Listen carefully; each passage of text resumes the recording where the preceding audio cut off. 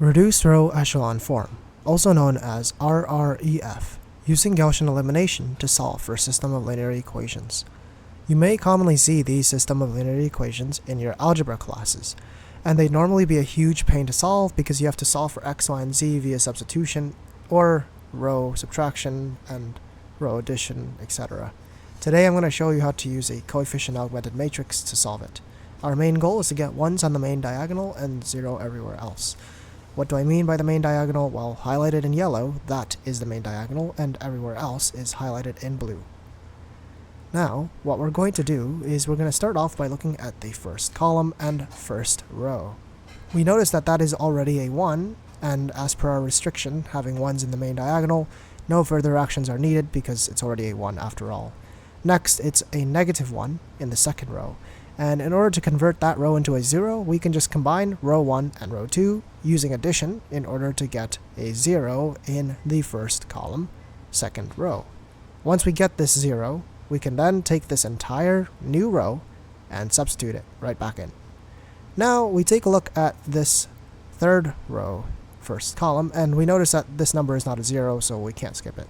Annoyingly, it's also not -1, so we cannot just add it onto the first row like we did previously. This means we have to scale the first row by -2, which is the opposite of that, and then we get this result, and now we can add it onto the third row. And when we add it, we get this result, and now we can substitute this new result into the third row. That concludes our first column. So now we take a look at the second column. The second column has a problem. See how that second row, second column is a -3 and not a 1? Well, you guessed it, we have to take that row and we have to scale it. Scale it by what, you may ask? Well, we just take that row and divide everything by -3. This is our new result, and now we can substitute right back into the second row. And now we take a look at the second column, first row. And now, again, we duplicate it by -2, the normal stuff, and then add it onto the first row to get that 0 in the second column position. And then we can substitute right back into the first row. Same thing happens instead of -8, it's scaling by 8, we add it together, and we can go ahead and substitute into the third row.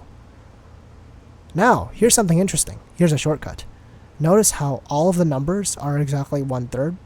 Now, whenever you have something similar to this scenario, you can just simply add these rows together despite not being a 1. After all, our goal is just to get a 0 there. So if we can add that, let's go ahead and add it. And now we can substitute right back into that row.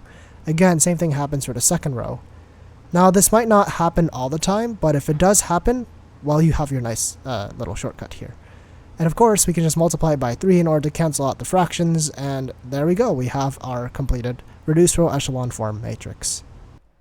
Alright, so now I'm going to show you how to use a calculator in order to do these calculations instead of doing it by hand. First, we want to enter the matrix menu by hitting second and pressing this button here.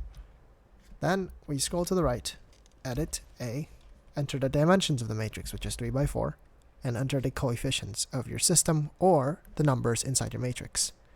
In this case, it would be 1, 2, -1, 1, -1, -5, 2, 0, 2, -4, 1, 10. Now that we've entered all the numbers into the matrix, what we want to do is hit second, then mode in order to quit. Then go back into the matrix menu, like earlier, then go to math, and then scroll all the way down until you find RREF. Press enter. Then go back into the matrix menu, and then select your matrix that you just edited. In this case, we just edited matrix A, so I'm going to press enter. And then I'm going to close the parentheses, and as you can see, there we go, we have our matrix. Let's go ahead and check that against the work that we just did, and as you can see, it matches up as it should be. Alright, I hope that this video helped, and please leave a like and subscribe. I'll see you in the next one in Practical Engineering Part 1, where we actually use these matrices to solve for KCL and KVL, because we're going to have a lot of system of linear equations, and they would normally be tedious to do by hand. Alright, see you in the next one.